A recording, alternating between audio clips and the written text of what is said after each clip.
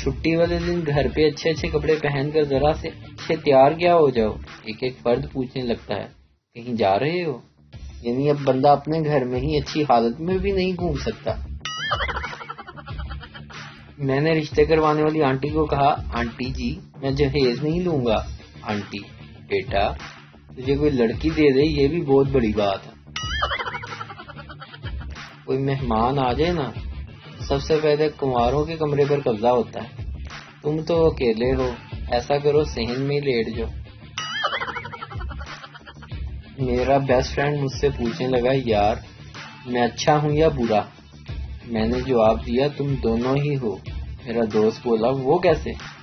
میں نے کہا میرے جگری دوست تو اچھا خاصا برا ہے. پتہ ہے شادی کے بعد آدھا کمبل بیوی کو بھی دینا پڑتا ہے. زیادہ نخرے کرو تو پورا چھین لیتی ہیں. کہتی ہیں میرے ابو نے دیا. ویڈیو دیکھنے کا شکریہ. لائک کیجیے ہمارا پیج NTV اردو اور ویڈیو پسند آئے تو ضرور شیئر کیجیے.